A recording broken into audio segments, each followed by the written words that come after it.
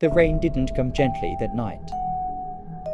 It tore through the sky like a cry from heaven, lashing down on the rusted zinc roof of the slums.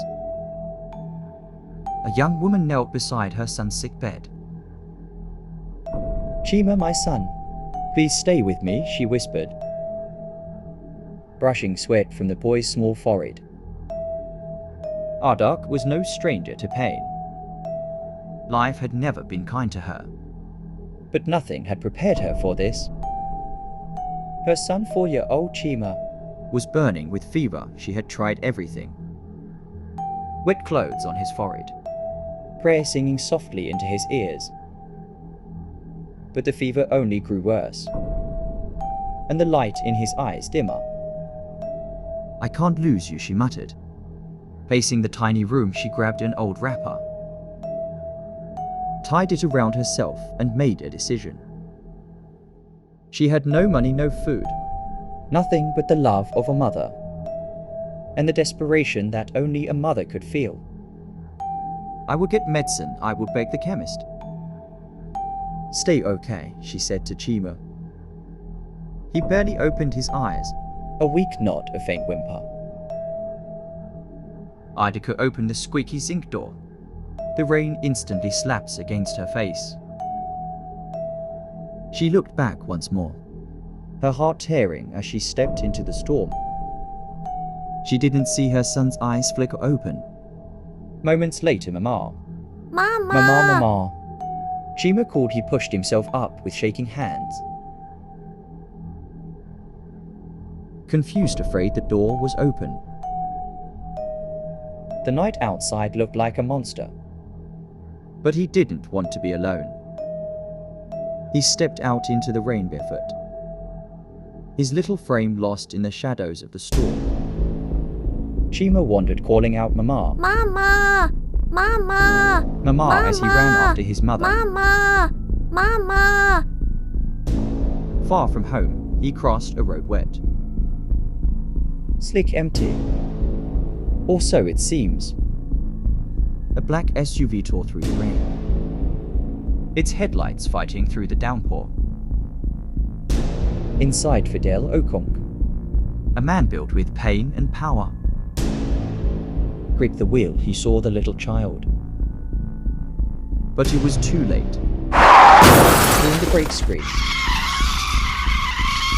the car swerved and stopped. Silence fell for a moment, broken only by the rain. Fidel jumped out, horror plastered across his face. The boy lay there, blood from small cuts mixing with rainwater. "Oh my God, no, no, not again," Fidel murmured, lifting the limp child. "Stay with me, little one, please," he muttered.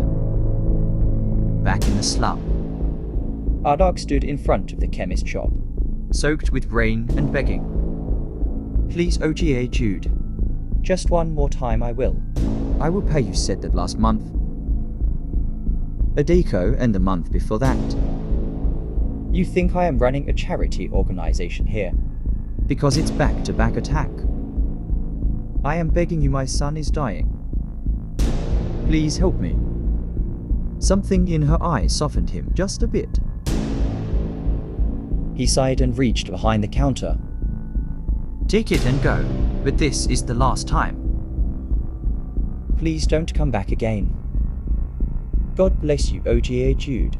God bless you, thank you so much. Thank you." Ardika cried as she snatched the medicine and ran.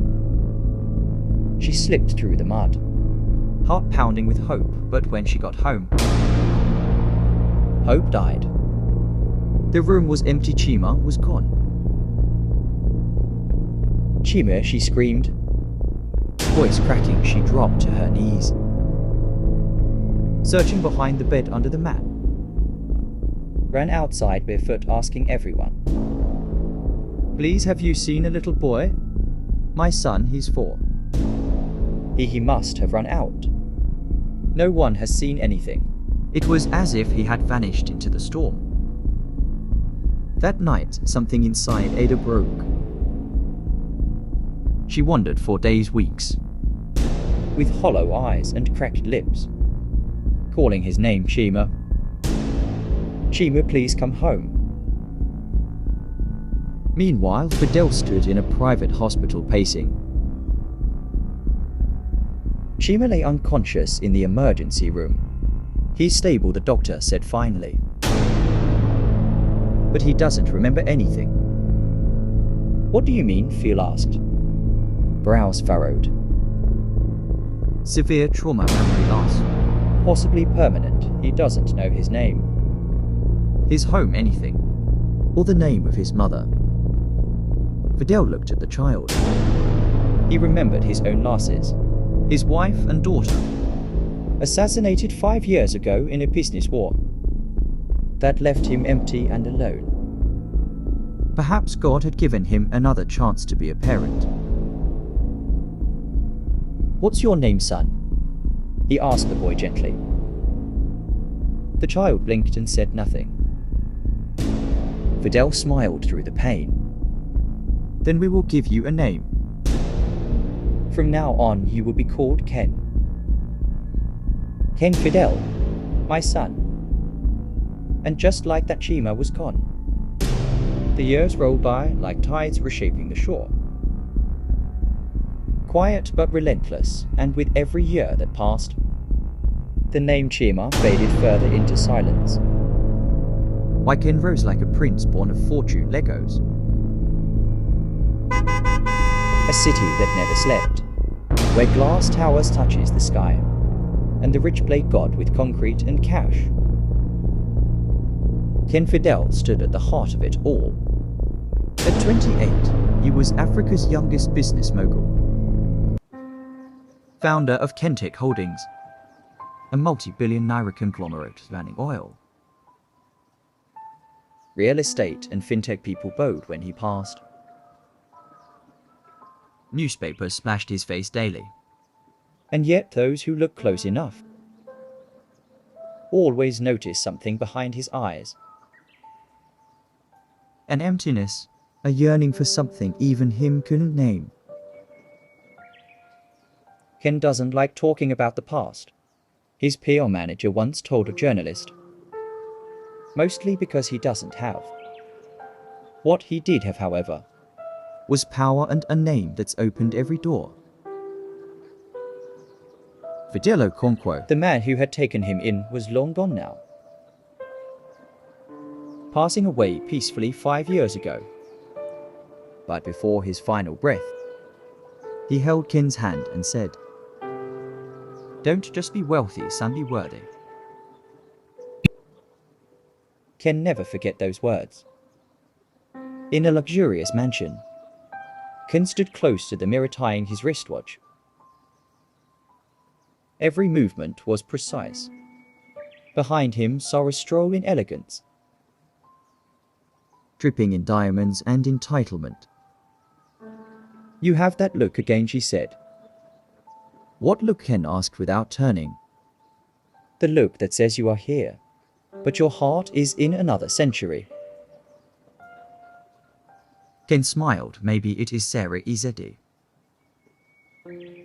His fiancée was the only child of Chief Ezedi, oil magnate and kingmaker. Their relationship was no fairy tale. It was a MAGA power marrying power. Sarah didn't love Ken, not really. She adored what he was polished, perfect and powerful, and Ken. He wasn't in love either, but she was convenient. She completed the picture the world wanted. And perhaps, a part of him hoped love would grow much more. They drove together to a private investors' meeting. Sarah scrolled through her phone. "Oh, and don't forget, we are due at my father's fundraising tonight. Wear something regal. I want the media cameras on us." Ken nodded absently. His mind was already drifting towards something else. Something distant. Ken sat in a different kind of room. A simple hall, filled with children from the Mikuru slums. He watched them eat, laugh and learn. The Ken Fidel Foundation had become one of the largest non-governmental outreach in the South in the country. Schools, orphanage, feeding centers. He built them like some men built empires. Because some part of him still searched for something. For what he couldn't see. One of the teachers approached him smiling, "Sir, the kids wanted to say thank you. They wrote you letters." Ken knelt, letting the kids hug him. One small boy stared at him wide-eyed. "Uncle Ken, you are like a real-life hero," he said. Ken laughed softly. "If I am a superhero, where is my cape?"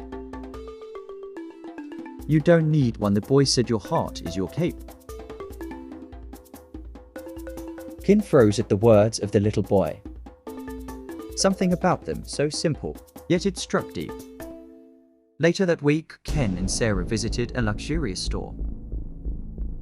Cameras flashed, staff scrambled. As they left the store, a beggar reached out, dirty, barefoot, hair wild and matted. It was a Daco. "Please, my son.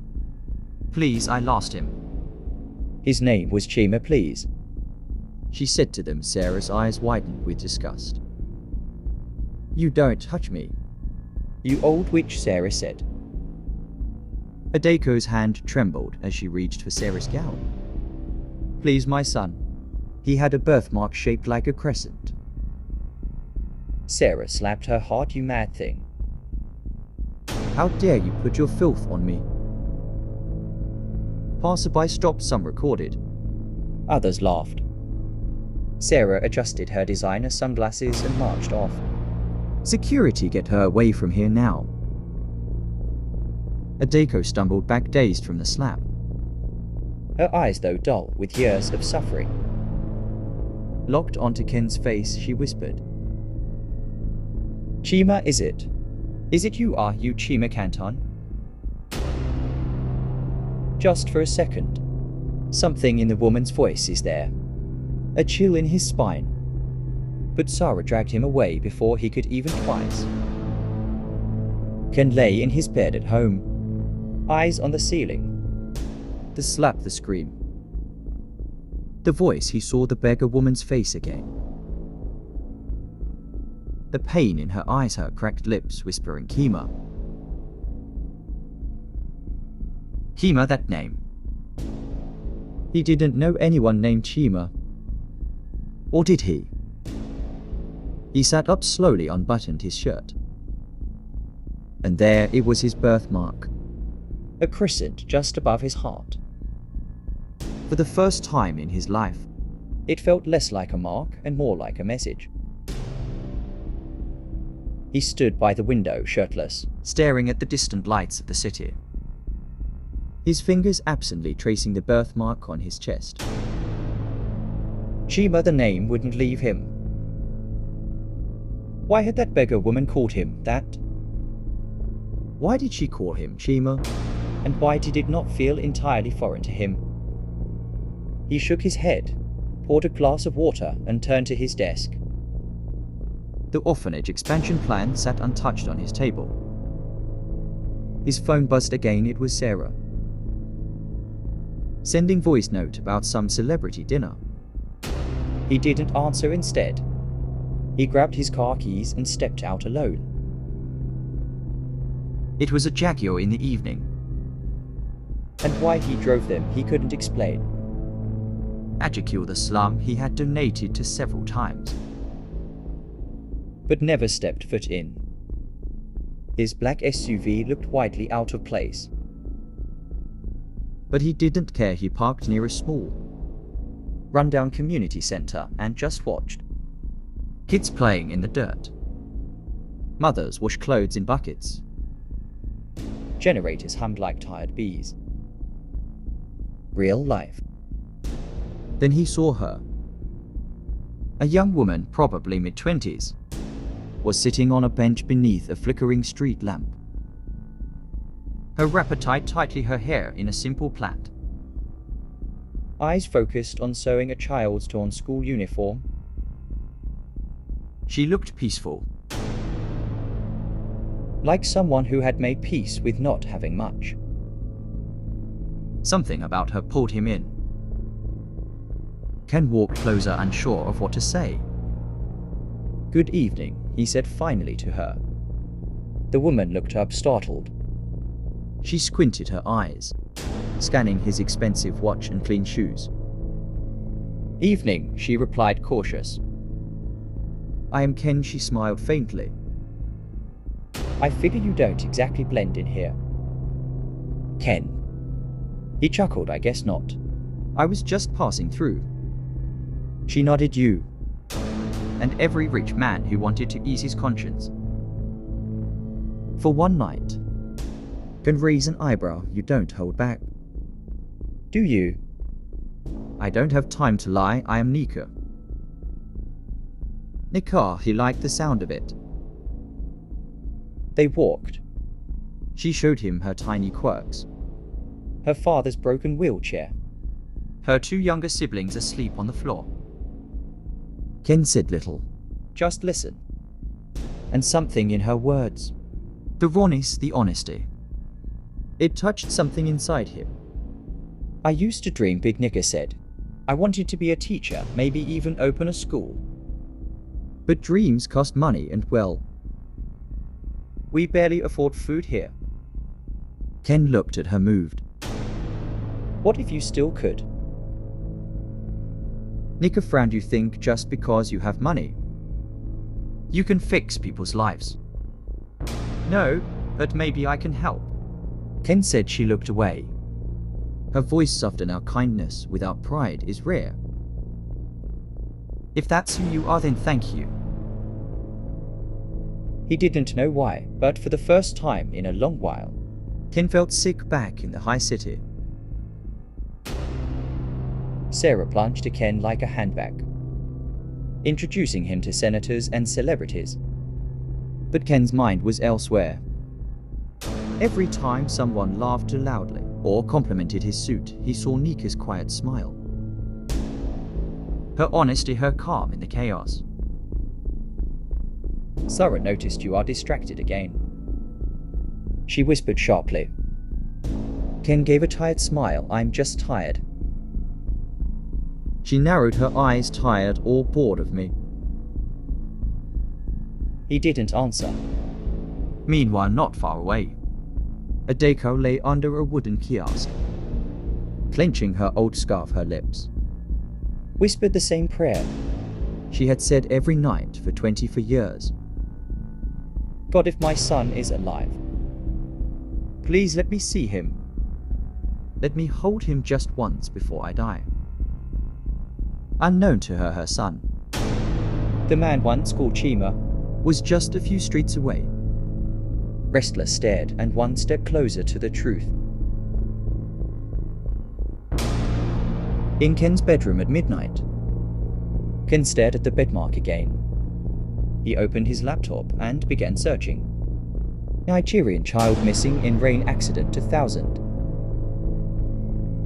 He scrolled article after article. Then his eyes landed on something old, glory, and buried in a news archive. A headline: woman claims son vanished during brainstorm in Puerto Rico 2000. The image was pixelated, but dear, it was a young woman. Tired eyes, sunken cheeks, holding a small photo of a boy. Can you zoom in? The boy looked familiar. He had the same bedmark. His hand trembled. What is happening to me? The rain turned that night. The photo on the screen couldn't leave him. That child, that face. The article had no update, no follow-up, just a brief note that the boy was never found. And the mother, Adiku Monsu, had reportedly lost her mind from grief and vanished. Ken's mind was spinning. He glanced at his reflection in the glass. The man in the mirror looked composed, but inside a war had begun. In the morning, at his office boardroom meeting, shareholders stretched it talk. Ken sat at the head of the table, flipping through pages of figures he couldn't focus on. Ken, your thoughts on the offshore major? They asked. Silence, he didn't hear them. His fingers were under the table. Sarah was there watching after the meeting. She stomped into his office, heels clacking like gunfire. What is going on with you, Ken? She said. Ken exhaled. I don't know. That's not good enough. We are planning a wedding. My father is watching your every move. And now you're walking around like a ghost. Ken turned to her slowly. Sarah, do you believe in faith? She blinked. What are you saying? Like someone calling to you from a life you can't remember. Sarah now rolled her eyes. You sound like those Mikuru kids who sniff glue. Snap out of it, young man, she said as she stomped out of the office. Ken was already dialing a number at the old newspaper. Office Ken stood in a dusty office, surrounded by yellow newspapers and silence. An old journalist, Mr. Ojo, squinted at the file in his hand. You said your name is Ken Fidel, but you're looking for a boy named Chima Muzu, right? Ken nodded slowly. Yes, I think that might be me. Mr. Joe stared at him, incredulous, then flipped through a dusty ledger. I remember this story 24 years ago. Poor woman said her son vanished in the rain. People said she went mad from grief. Do you know where she is now? The man frowned. No wonder she became a beggar in Lagos years ago. Sometimes she shows up around Yaba. But she's like a ghost now. Comes and goes, talks to herself. Talks to herself, always asking for Chima. Ken's voice cracked. She never stopped looking for the same gentleman. Mr. Ojo looked at him gently. That's the thing about mothers. They never stop. Meanwhile, in a jungle left, Nika was restocking her small store when a sleek black car pulled up. Ken stepped out. People stared. A big man. Don't come oh, someone shouted. Nika rolled her eyes. You again? Ken smiled, but it didn't reach his eyes this time. I need your help, she froze me. What kind of help could someone like me offer? Someone like you. Ken stepped closer. Voice slow. I think I was born here in the slum. I think my real name is Chima. I think my mother might still be here. And I don't even remember her face. And I don't remember anything either. Nika's mouth opened, but no words came out. Then she nodded slowly. I know someone who might help you. Nika led Ken to main former. An old, blind seer who had helped the poor find lost things. Ken sat across from her on satin. Main former touched his hands. Her eyes were white, but she seemed to see through him. You carry a name that was stolen by time, she said softly. A child lost to the rain. And a woman whose tears have not dried. Ken's breath caught on his throat. Where is she now? The old woman shook her head. She finds you when your heart became still. Until then, you will wonder. Ken stood shaking. He didn't believe in magic. But something in her words plunged to his soul. Meanwhile, at Sarah's father's mansion. The same night, Sarah paced furious. She has seen the headline. Billionaire Ken Fidel spotted in a jegular with a mysterious market girl. She threw her wine glass across the room. Her father, Chief Ezin. looked up from his seat. Control him before the media doors. He warned coldly if he ruins our name. The deal is off. Sarah gritted her teeth. He thinks he can walk away from me over some orphan girl fairy tale. I will destroy her myself, she said with anger meanwhile. At Nika's little mother's home, Nika stared, awake to the sound of a gentle knocking at her door. She opened her tiny wooden door, and there he stood, Ken. No bodyguards, no tinted car. Just him, eyes tired. The billionaire looked human. I couldn't sleep, he said. Nika stepped aside wordlessly. They sat on the floor. The mattress was thin. The kerosene lamp flickered. You ever feel like something is calling you, but you don't know what it is? Ken asked softly. Nika nodded. Every day he looked at her. Really? You are the only one I'm safe with right now, he said. Nika swallowed her heart betraying her calm. That's a dangerous thought. Ken, you are engaged. I am. No one know, he said, gently touching her hand. You are the only one who sees me. They sat in silence, but somewhere in the dark. The photographer lens clicked. Later at Chief Ease's mansion, Sarah's hand trembled as she flickered through the leaked photos. Ken sitting beside Nika laughing. Touching her hand, her father said nothing at first. Then get rid of that girl quietly, he said. Sarah's face was stone. I intend to do that. That same day, Artiku wandered through the busy markets, asking again, please. Have you seen my son Chima? He has a birthmark here. She tapped her chest like the crescent moon. Most ignored her, some laughed. Why? Some just gossiped about her. But she was relentless as she continued walking around, asking people about Shima. After coming back from Agent, Ken met with his private investigator. The man laid down a thin fire. I trust your old hospital records. He said there was a child admitted into 1000. Head trauma, no name. The car that brought him in belongs to Mr. Fidel. I believe that child was you. Ken's vision blurred. He opened the file. Blurry photos, a medical amnesia.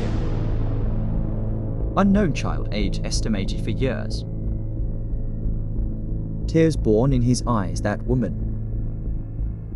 The one who called me cheap. She was telling the truth. Yes, sir. And if I may add, there is a woman who has been searching for a child for over 2 decades now, named Artiku Nuso. She's been senior Yabe recently. Ken whispered, then find her for me. Later, as Nika arranged her warehouse humming a tune, a dark car pulled up. 2 well-dressed women stepped out. Sarah's personal assistant. Miss Nika once said yes. Suddenly, a hot slap landed on her face.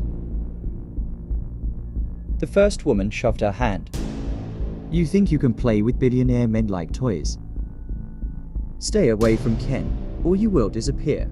Like yesterday's market. Nika's lip bled. Her basket spilled. They turned and left. Tears welled in Nika's eyes, but she didn't cry. She picked up her spilled tomato slowly, carefully with dignity, but her heart broke quietly. But in Ken's apartment that night, Ken stood at his window, phone pressed to his ears. Nika is not answering, he said. His pa's voice came through. We found Ada. She is heading towards Mega Mall alone. Looks unstable, Ken's breath caught Mega more. That night Ardiku stood by the fountain, clutching the feathered foot of her son. Her lips trembled. I know you are here. She whispered. People walked past her. Then her eyes caught something. A billboard, a digital screen changing between ads. Then Ken's face appeared, a charity ad. She gasped, stepped closer and reached out. Chima, my son. A guard waved her off and pushed her out. She collapsed to her knees and started crying. Meanwhile, at Nika's house that same time, Ken arrived in a Gigunla because she has been calling Nika and she is not picking her calls. She found Nika sitting outside, bruised. He rushed to her. What happened? She looked away. It doesn't matter. It's the price for dreaming too big. She said no. He knelt beside her. You don't deserve this. I should have protected you. She looked at him brokenly. Then do something, Ken. Choose. Ken stood up. I will. The press room was with photographers. Reporters able for position. Cameras blinks. Phones stream live. Ken stood at the center, flanked by stone-faced security men, his assistant trembling beside him. Good afternoon, everyone, Ken said. Voicemail. What I am about to say may come as a shock, but I can no longer live a life built in silence. He exhaled, heart pounded. I am not who you think I am. My name is not Ken Fidel. Or at least it didn't used to be. He glanced at the crowd, at Sarah. Then he continued. I was found on the streets as a child. Injured, alone, with no memory, a kind man. Fidel Bongo rescued me, raised me as his own, but I recently discovered that I was a missing child. Silence filled everywhere. I was born to my own son. The room erupted. Reporters screamed with questions. Ken raised the hand. There is a woman. Her name is Adam. She's been searching for her son for me for 24 years. I believe she is my mother. Another wave of shouting erupted in the room. Sarah's face was pale. Then he continued. And if she is out there watching this, Mama, please come to me. With that, he stepped back. The podium empty, but the world exploded at Chief Ease's mansion letter. Sarah placed first phone to her ear. You told me he was stable. She shouted. Now he's some market woman's son. This ruins everything for me. She barked. Her father's voice came cold and slow. You let emotions get in the way. Clean it up, or I will pull the plug on every deal with Kentek. Sarah's voice troubled. He's slipping through my fingers, father. Then break them, he said coldly. But at a jiggle at the same day in Nika's store. Nika watched the live stream on her neighbor's cracked phone. Her hand covered her mouth. Tears flowed silently. He did it. He chose the truth, she said to herself. He chose himself. And somehow that meant everything to me. Just then, someone tapped her shoulder. It was the same nigger, the same woman at that. Eyes wide, hands trembling. Her voice barely a whisper. Please, do you know this man who was just on the screen? Nika's heart stopped. Yes. Yes, I know him, she said slowly. He is my friend. Adeko's leg buckled. She fell to her knees. I think he is my son, she said to Nika, crying. Later that night, Ken sat alone. lights of just the TV flickering. Old photos of him and Fidel. His phone buzzed, unknown numbers calling. He picked up a voice weak soft. Familiar and foreign all at once. Chima, he froze. Mama. Tears exploded before either of them could speak again. I saw you on the screen. She sobbed. I knew it was you. Even your voice, even now.